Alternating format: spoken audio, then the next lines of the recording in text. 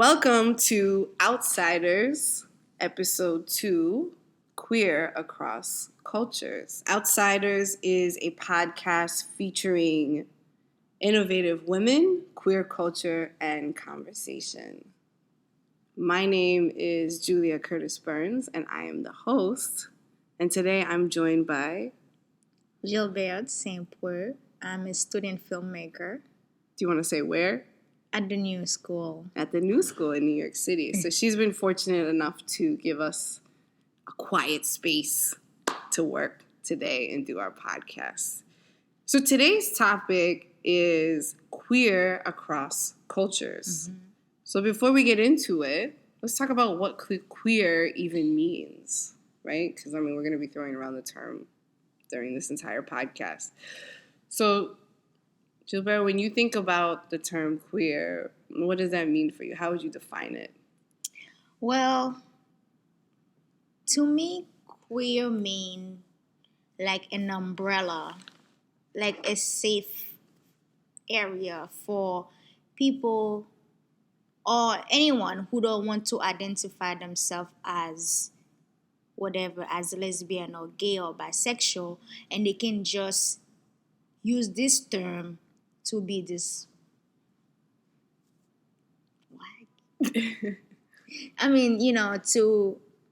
to identify themselves, to make themselves understand that, I don't like labels. Like me, myself, I don't like people calling me certain stuff. So I rather identify myself as queer. What do you mean certain stuff? Okay, for example, I don't want to be identified as, not don't want to, I just don't want to just say, oh, I'm just a lesbian, So I feel like queer, it's more proper. Proper? Or professional to use. Oh. Queer is like a professional way of identifying yourself? Yes. So when you're coming out to someone and saying how you identify, do you say queer? I start using it now. Before, I did not. I used to just be like, well, I'm just a woman who like women. I never really used the term lesbian or anything like that. Well, for me, I only started recently identifying as queer. And I more so started it, I talked about this in the first episode. If you haven't checked out the first episode of Outsiders, you should learn a little bit about me and my story. But I started using queer because I felt like many more women were accustomed or felt more comfortable with that term, because it didn't, you talk about you don't like labels. It didn't label you as this or that. Mm-hmm. It's more, this is, I think it's more like a cultural term, like it's a queer cultural association you can have. Right. But I used to just say I was gay because I felt like that was more of a global understanding as opposed to me saying I'm lesbian or whatever. So I used to just say I'm gay. But now I use queer because I think it connects me to lots of different kinds of women who sort of share in this culture of being an other, in terms of who you date. Right. But it doesn't label you at all. Cool. So today's topic is queer across culture. So Gilberte, tell us a little bit about yourself.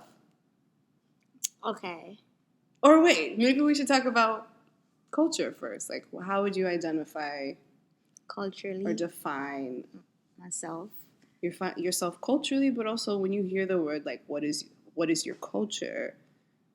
What does that mean to you? Because it can mean so many different things. Right. You're definitely right about that. So to me, when I see culture, different people might identify themselves culturally differently. I don't even know that that's what I'm saying is properly said. You're but fine. So to me, to identify yourself as your culture, meaning basically where you're from, your background, either you American, French, wherever you're from, it can be your belief, your values, all this include in culture. So for me, I'm French Haitian. I don't really identify as being a French person because both my parents are Haitian. So I'm more likely adapt to that culture instead. And I observe the value, the religion, or whatever they teach me.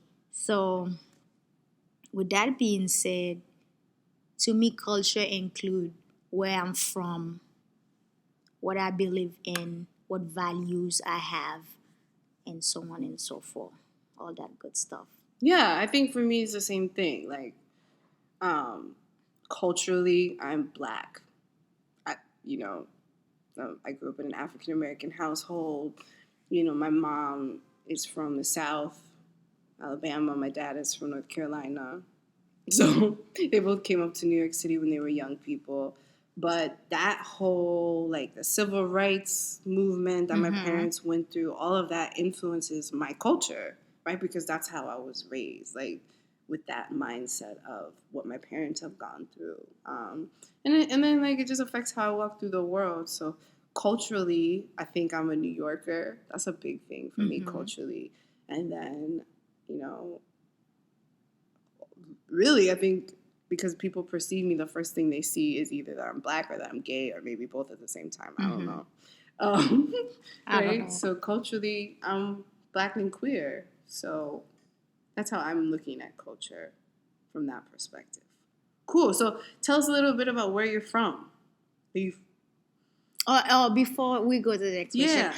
I also want to add that there's no right or wrong answer about how you see yourself culturally. It can be where you're from. It can be because you're a Black female. It doesn't really matter. It's just how you feel comfortable on your own skin. I just wanted to put that out there. Yeah, and it's an individualistic thing, and it isn't necessarily how another person will see you, right? Like, yeah, I think culture is personal and based on how you experience the world and how you perceive things yourself.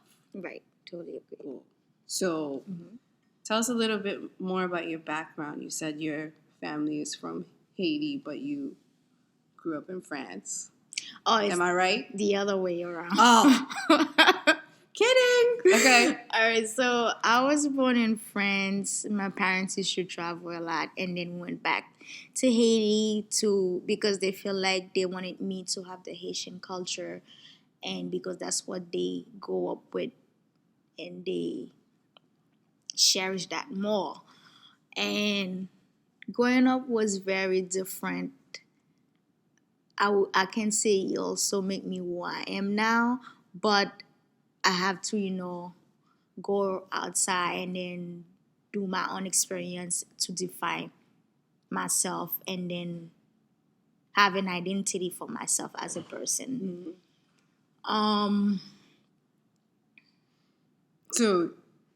So when did you come here? Did you come here like recently for school? How did that? I came here because my dad. And when I say here, I'm talking about New York City. Right. We were moving around. I stayed in Florida for a few years. Then I went to Jersey, went a little bit in the South. And then New York was just a city to be. Everybody's come to New York. But I also came to New York just for school because of I wanted to be in film. I did a little bit of acting before I started filmmaking. Yeah. I didn't know that. Yeah. That's cool. So that didn't go well because actors are crazy. Yes, they are. I didn't say that. That's Gilberte's opinion. I love everyone.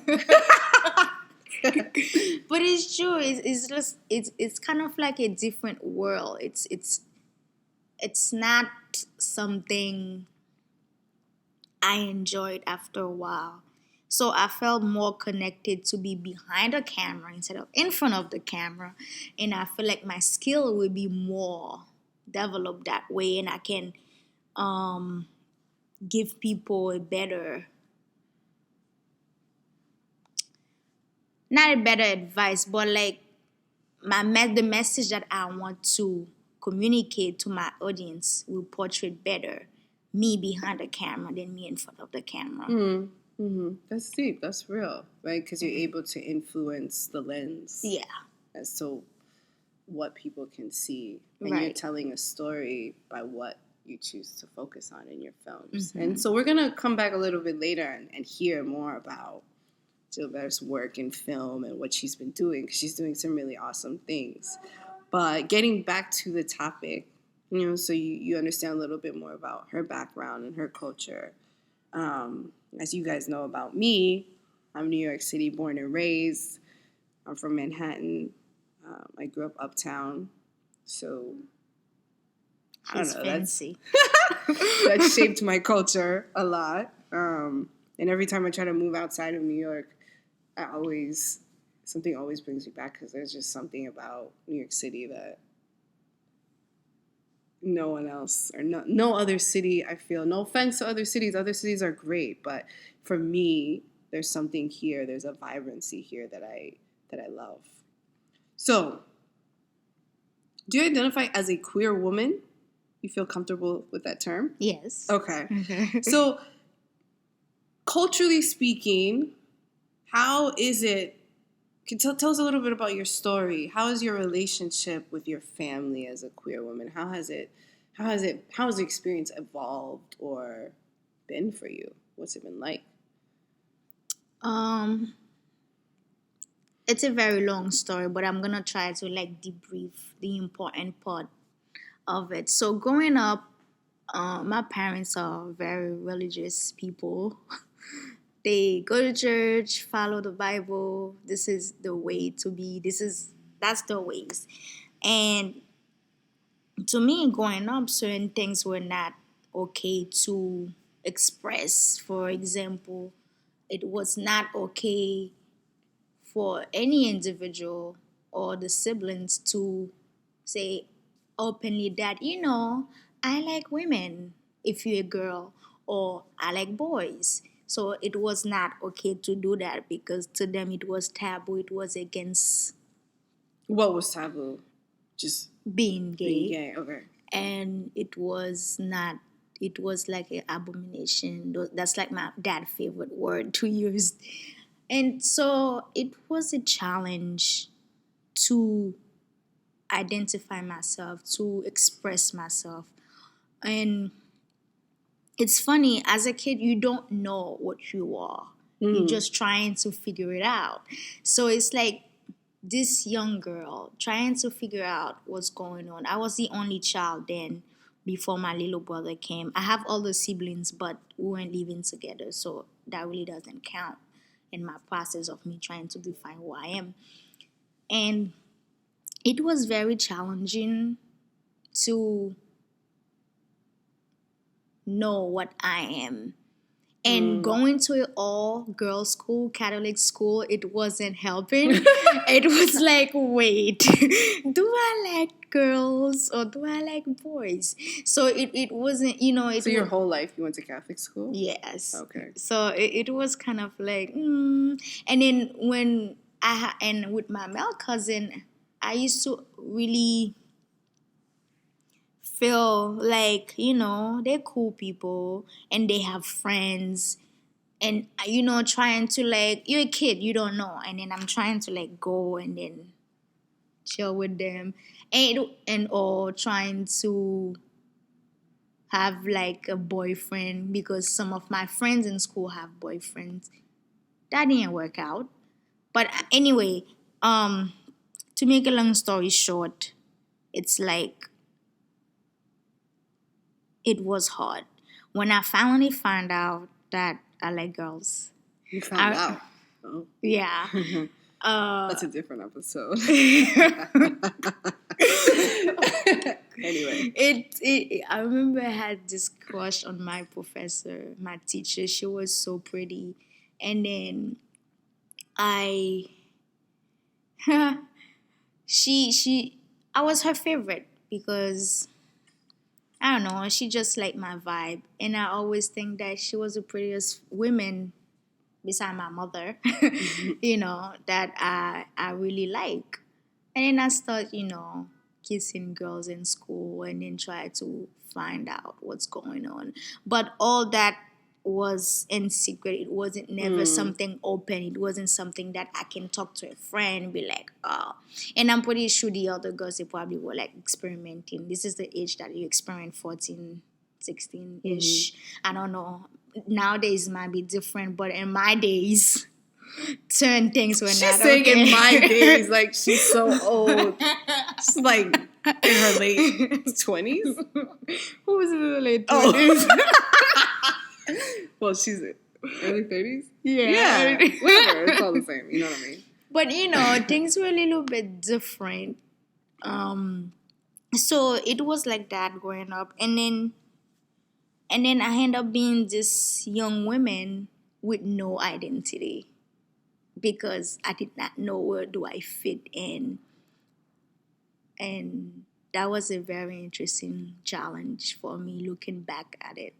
And now I'm thinking about it, and I'm thinking that certain things I could have done different, even as a child. Like you can still do certain things different. What do you mean do things differently? Like I realize now that my mom is more open than my dad. I didn't know that as a kid, and if I knew that, probably she would be the person I would have go to explain, how I felt. Yeah. Yeah. And so what is it like now? I mean, you're openly gay with your family or queer with your family? They know? Or is it still kind of something you're working through? It's still something I'm working with or I'm dealing with. My mom knows. My dad kind of like suspect. And, because I make comments, we have conversation, and then certain things I said or the way I explain certain concern I have about his logic or whatever, and he can tell that I am. But this is not something that we discuss, like, oh, dad, I'm gay now, like, duh. And but like would you bring like a partner to meet your parents, or is that something that you feel comfortable doing, or it's not even something you would consider at this point? Maybe my mom. I would definitely bring my partner to visit my mom. I think she probably will like swallow her pride to be like a good mom and be nice. But I know she will not give the person though a bad vibe, But in terms of like my father, I don't think that's an option at all. Yeah. I know that's the interesting thing, right, about parents is our parents are just people, right? And people have their own cultural values, Right. their own upbringings, the things that have shaped how they see the world and how they see their children. And that's one of the, I think, most challenging things for me is my parents are very open-minded people and I love them very much, but I think it's been a shift for them, like to understand me, but they've been really accepting over years. I came out like 3 times. So 3. Yeah, 3 different times to really That's kind of like make it clear like that I wasn't, it wasn't, because the first time it was kind of like, oh, it's a phase for my daughter, but I've really come to the understanding that it's not just a process for me, it's also a learning experience and a process for my parents. So I kind of see it like that, like a dialogue that's going to keep happening every time I bring someone new or I'm whatever it is. So I see it like that, like growing and evolving and changing. What was it like in terms of your transition?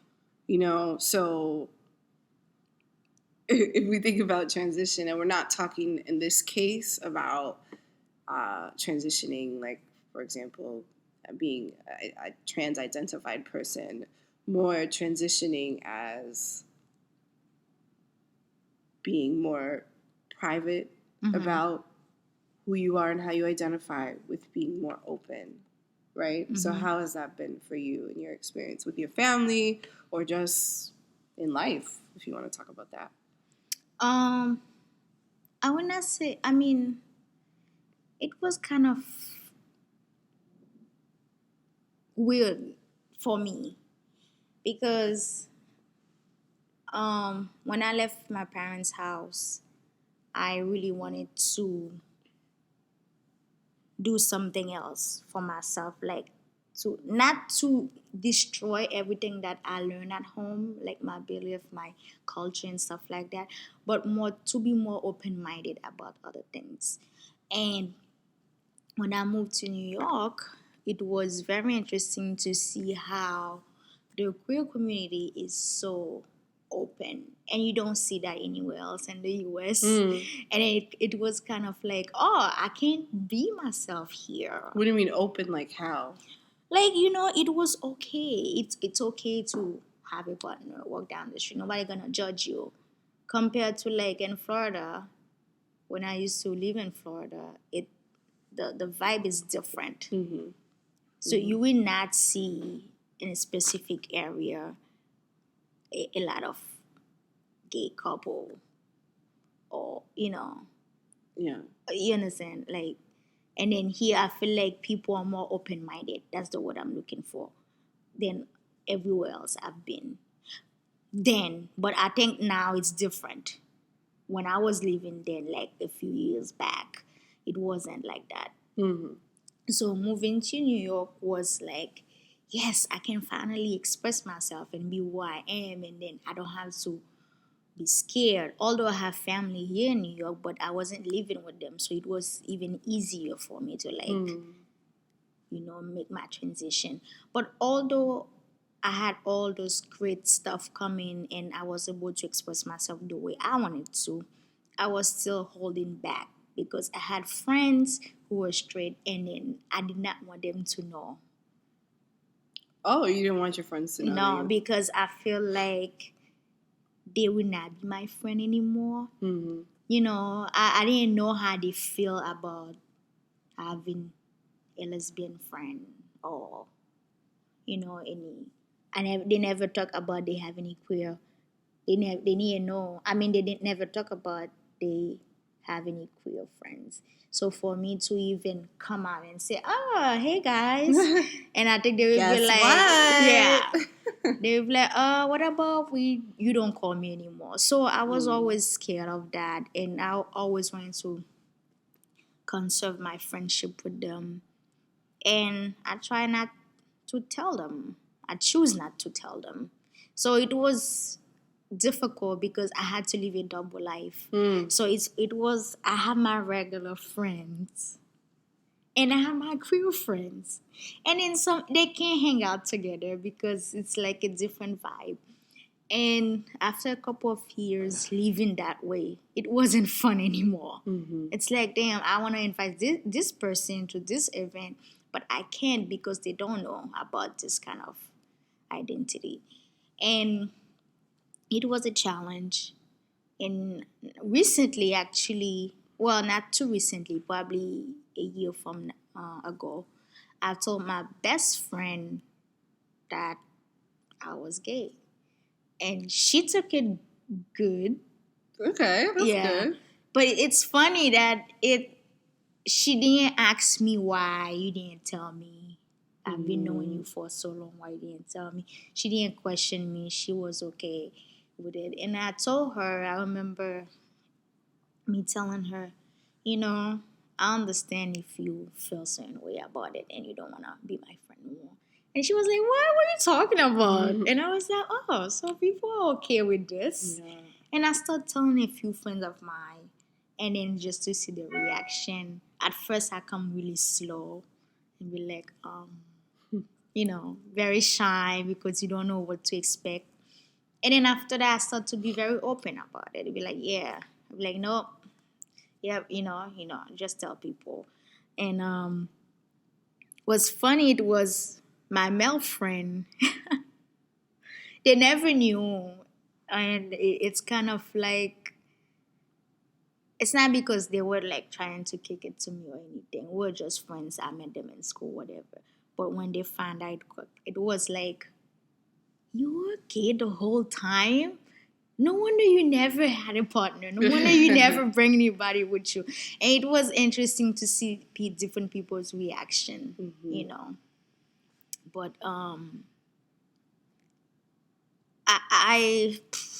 I mean, I'm still struggling with coming out fully because even sometimes at work, I try not to portray that image because we all human and people do judge you differently when they know certain things about you. And I don't want to be judged differently just because I like a specific person or I feel related to a specific group. Yeah, I totally understand that. So I used to be a teacher, and I was terrified of being out or being outed by my students, or I had this fear that it could lead to I don't know. I didn't want to be open about it because I didn't know what the repercussions would be or whether it would lead to other things. So I was very secretive for a long time, and my students would ask me stuff like, "Miss, you have a hot date? You have a boyfriend?" And it would always be like, "Ugh." And I used to be when I was in a previous relationship that I am no longer in. I used to wear a ring. Both my ex and I used to wear rings, and my students would ask me like every other day, like, "Miss, are you married? Like, do you have a husband? Do you have a because that's more important than history lesson." But they were just curious about me, which is understandable. And like I think about it now, I think I don't regret not being more open, but I think it would have been sort of more value to my students in seeing someone who was openly gay. Just, being able to see that there are all sorts of people who are educators out there and just getting familiar with that, because you never know how many students at that point were in high school or middle school and kind of going through their own coming out process. Right. And it's like, when you're your authentic self, you never know who you're inspiring by just being you. So I always think about that, like whether that would have been a good thing. Because sometimes we're more scared to be open because of our own fears. And then when we actually come out to people, they're like, "Oh, okay, yeah, that's cool." Exactly. And you're like, "Oh." You're like all sweaty, like worrying about what they're going to think. And then it's like, girl, true. Yeah, I just want to be, you're my friend. Like, that's cool. I mean, obviously, it can also go the other way. I have lost some friends just because they don't get it or whatever the case is. But the real people in my life who have been true to me and really great friends, I was more scared of how they would react, and then they would react like whatever. Right. So that was really heartwarming for me. But anyway, let's get back to some questions. How do you see yourself, and do you think it's the same way that other people perceive you? And you can answer this question in any way that it resonates with you in the queer culture kind of realm. Okay. How do I see myself? Yeah. We were talking a little bit about identity, and, we can talk about labels if you want, or not having labels. But how do you see yourself? I mean, I see myself as, I always say, a woman that love women. I usually don't, okay. People see, let's go by what people see me, and then I can answer that question. People see me as being a femme because it's, I guess I do what femme do. What do femmes do? Wear lipstick sometimes. I wear heels. I will wear a dress depending where I'm going. Or, all that good stuff. But sometimes people wonder and they said, why you act like that. I guess because sometimes I can be a tomboy as well. Mm-hmm. So to tell you the truth, I don't know how people see me as, but to me, I can be either a tomboy or a femme. But usually people when they say tomboy, you have to be like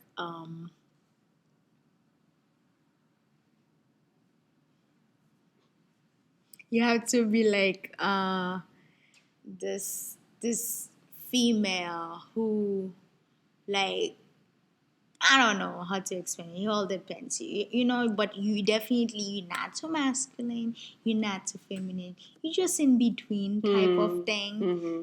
And then I don't know. Like I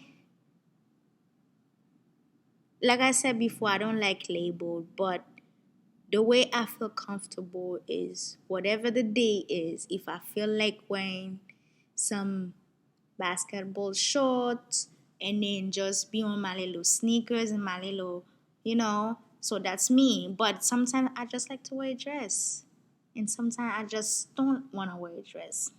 It's just how you feel. Yeah, this is how I feel. But so I think that's one of the reasons why I don't like using label, because with the label you have to be a certain specific way, and I don't want to be a certain specific way. Do you feel like there's pressure? Because when you were talking before about coming to New York City, you were saying what you liked about it is that everybody's so open.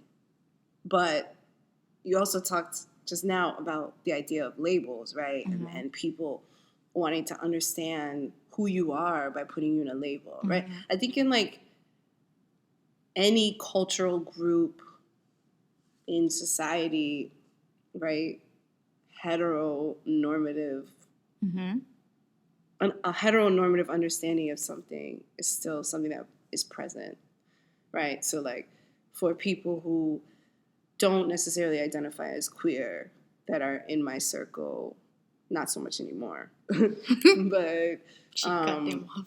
I don't know. I got tired of explaining stuff, but would ask me all the time, oh, so who's the man in the relationship? Right. Or like, oh, well, you must be the one who's more dominant because this is how you present, Julia. Like, do you feel like there's that same pressure for you? Have you, because you don't like labels, but do you feel like you have to sort of label yourself sometimes? Sometimes, yes.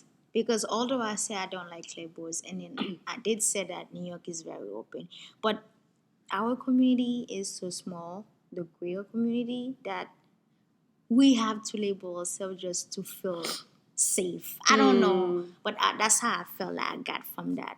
So to feel safe, but maybe not in the words safe per se, but more like, if I'm a femme, that's mean people already know what I would do, what I would not do. Okay. So that's like a little, right.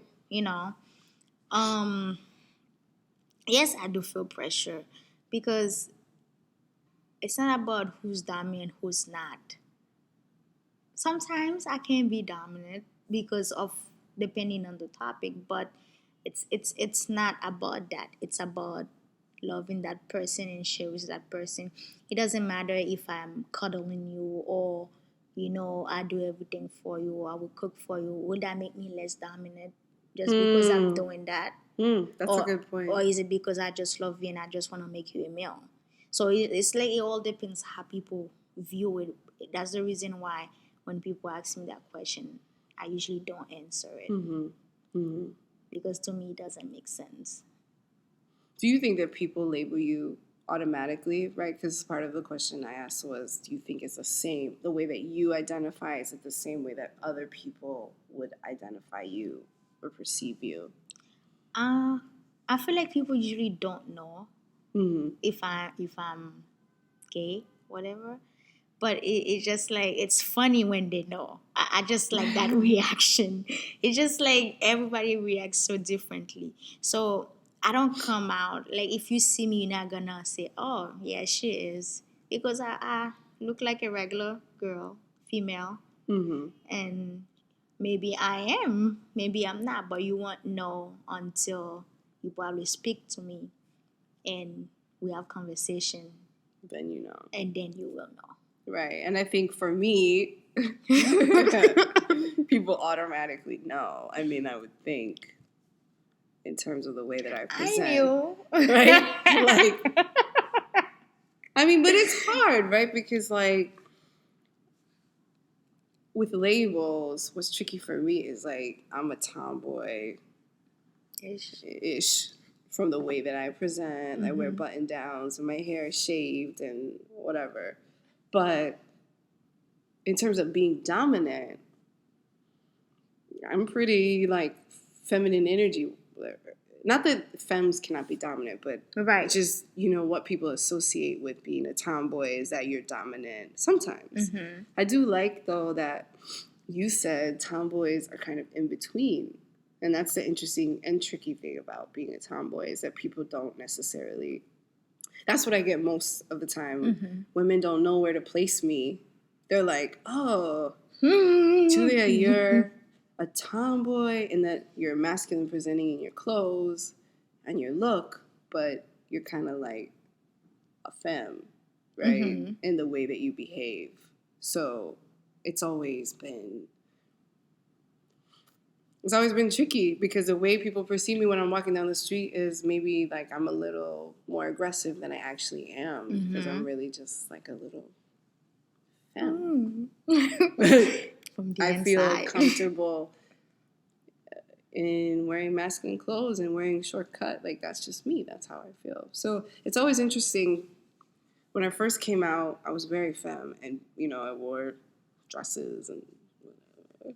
And so whenever when I would come out to people, or they would make assumptions and say, oh, your boyfriend or whatever about men. And I would say, oh, I actually like women. The first reaction was always like, either, oh my God, you're so pretty. I never thought you were gay. Like, I was like, well, I'm so pretty, so I can't be gay. Like, so many questions. But anyway, it was always like, you don't look gay. And that's always been the interesting thing. What does it mean to be queer or to look gay, right? And I think that's kind of like why I like queer, because it doesn't label you as anything. It's more like you are maybe different or an other or an outsider, but you don't necessarily fall under one category.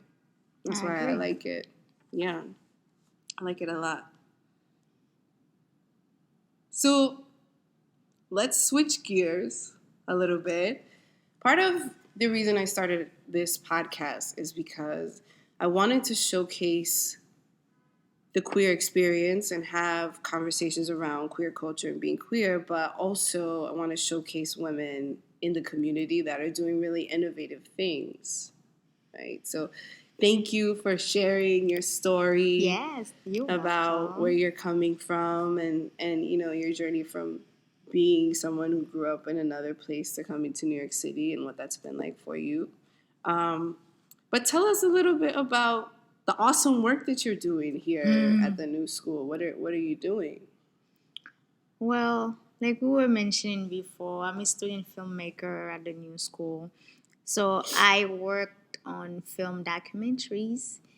The reason why I choose documentaries because it's easier to get.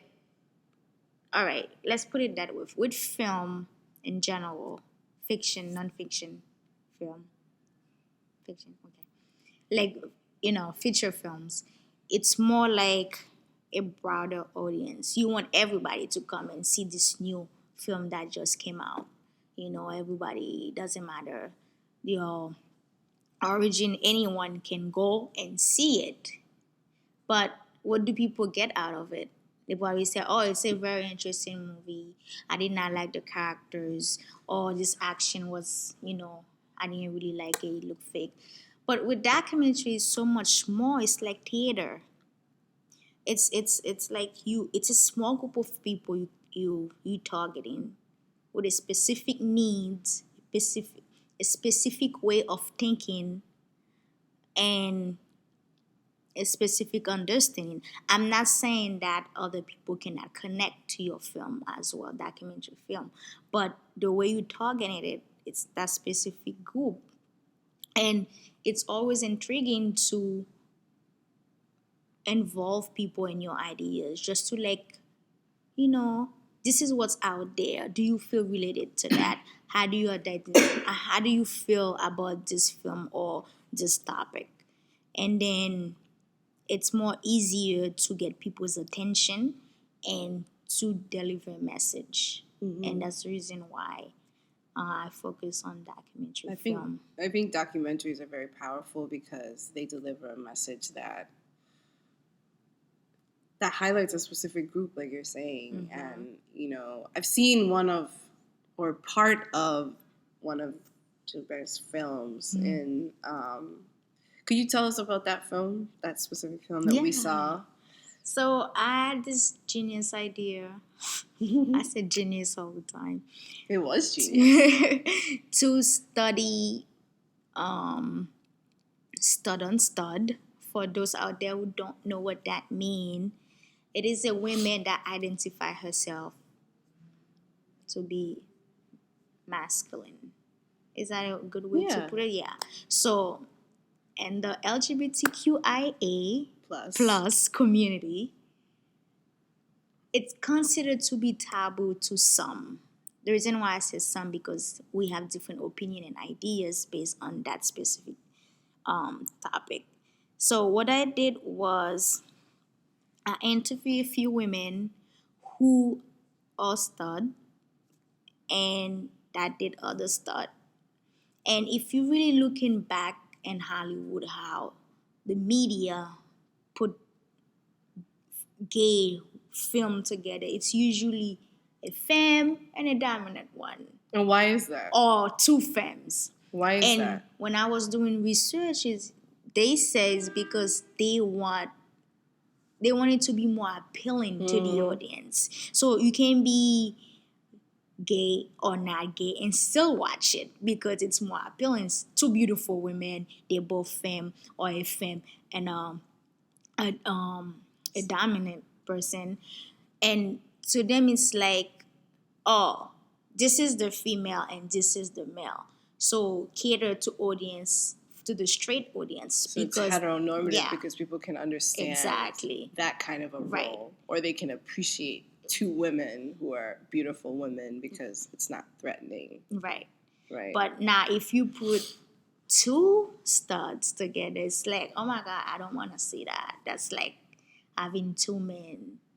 But at the same time, it's like, what are you saying? What about the gay men? So it's kind of complicated. You guys can do research on that. You will see a lot of information about how the media itself portray that type of topic. So I feel like it was a very interesting thing to put out there, not only for those women who feel comfortable to date other studs, but for others, even in our community, the queer community, that we feel like we're not very open-minded, and we still feel like that's not okay. For them to see that it's okay, like open, we're very small as a community, but at the end of the day, we're still judging each other, and I feel like I need to put that out there. No, I think that's great, and it's a really interesting topic.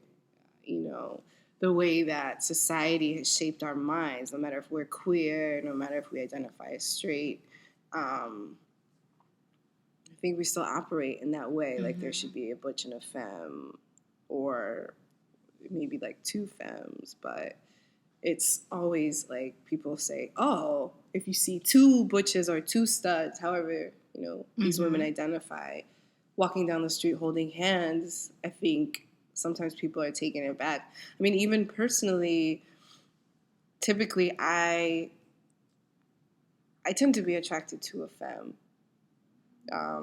I have dated other studs before, but it always, I don't know whether it's because of the way that I think society-wise or socially, but it's always like, this is weird for me. This feels different for me. This feels like it's not the right fit. And it's interesting because I am a queer woman, so like I'm already Right. doing something that is different or outside Mm-hmm. of The norms. the norms, Yeah. right? So it's always like, why?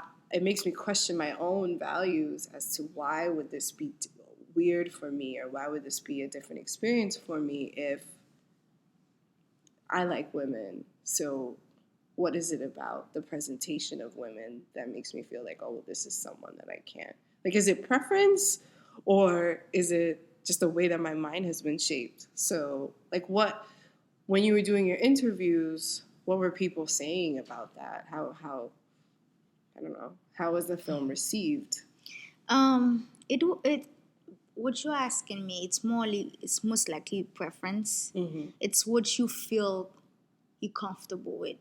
You know, it's nothing that's not normal. It's just like maybe this person like family. It's not because of they judging the other one. It's Mm-hmm. because that's what they feel regular. Even if you're looking at a straight couple, you can see this guy, he likes short females only. Mm-hmm. That's his preference, or really tall women, and vice versa. And it's just it's based on each person. So then, why do you think there's such a reaction to stud on stud if it's just a preference? I feel like people don't want to be open minded. They don't want to see what's out there. And I'm just gonna say one more thing. With Stud and Stud, when there was a young lady I interviewed, and she expressed the fact that going back to the whole like who's the dominant one, who's not, and to her, in Stud and Stud, you probably asking who's the dominant one? They're both dominant. What is this? Yeah. They're mad rough. No, but it's not about that to her. So her, it was about more like the connection, the love. Like I was saying before, if I decide to cook for you, does that make me less dominant than you? Or, and Right. vice And what versa. does dominance And even what mean? exactly. Right. So it's not even about that. And how are we defining dominance? Is that automatically connected to masculinity? Right? I mean, ooh, this is another episode. This is another episode. episode, yeah. But do you want to tell us about some upcoming projects that you're working on? Yes. So. Or wait, but do you want to tell us the name of the film we just spoke about? Oh yes, And how yes, can yes. folks see it or get involved? Yeah, definitely. So I'm still working on that film because I mean I could have been done with it, but I want it to be big. I want it to be out there, especially now that we have gay rights all over the United States, and I feel like the whole world needs to know, and we just need to stop judging each other at the end of the day. So what's it called? Someone has to be the man. That's cool. That's an And interesting if title. you guys have questions, comments, would like to participate, even talk to me about different things. How can they reach you? Oh. Should I put your email in the Yeah, notes? just put my email. Okay. Yeah. We'll do that. And then you have 2 other films you're working on, right? What are those? One of them it's called Mémoire d'un pays, meaning memory of a land. It's about this young woman, she's Haitian, and coming to this country, America. Everybody calling the land of gold. It wasn't such a gold land for her, so she been through a lot of struggles and differences, people seeing her differently, and her story is pretty very very very very touching. And I'm working with her. I've been working with her since early last year, not early, around mid year, and got to know her and her family, and she's a very good person to be around, and I'm pretty sure the people feel and like are in her page feel the same way, probably don't have anybody to talk to, come to this country and they just lost because of language barrier, but it can be for different reasons. It's usually it's not really a language barrier, usually it's other things that make you not being successful the way you want it to be when you come here. Mm-hmm. Anyway, so I'm working with her on that, and hopefully So you're telling her story. I'm telling her about story. her experience in coming here. And what she's it's been the like. one who's explaining everything. I'm just there Mm. listening to her. So it's not like I'm putting words in her mouth. That's like her story per se. And then I'm also working on this new topic called pansexual. Mm. It's an upcoming topic. I'm myself learning about it. I don't know much about it. What is a pansexual? So a pansexual, it's somebody who does not identify as anything. They just like whoever, whomever, whatever. So it's a mixture of different things together. And I'm doing research on it, and hopefully I come up with something. But if you guys know anything about it, feel free to comment. Okay. And they can contact you as well Yeah, about and contact that. Are you me. looking for people to interview? Yes, Okay. definitely, yes. Okay, awesome. So before we close, I don't have any announcements of upcoming events this episode, but remember, I'm always open to promoting anything that the listening audience has that's focused on women, women's empowerment, entrepreneurship, women in tech, women innovators, and things that are happening for the LGBTQIA plus community. But before we go, do you have any closing remarks, anything you want to leave our listeners with about, being a filmmaker, about being queer across cultures, anything positive note that we can leave them on? The one thing I would say is that the one thing I would say would be, no matter where you're from, what you identify culturally as, if it's right, if that's what you want to be, if you want to identify yourself as being queer, you go for it. It doesn't matter who's going to stop you. Just express yourself. That's the most thing you can do. And if you can find somebody to talk to about it, just, to support you, go ahead and do it. I'm not saying if you feel like you want to be in the closet, you shouldn't just come out right now. But if it's okay to go to that stage. And then also for the women in business, if you have an idea in mind about to open your own business or your dream, just follow it. Because at the end of the day, we women, but we still following our dream, me and Julia. Yes. And if you have something that you always wanted to do, just start small. You never know, you will succeed eventually if you're passionate about it. That's will. My 2 cents. That's an awesome 2 cents. Thank you for joining us for this second episode of OUTsideHERS. We'll be back next week with a new topic.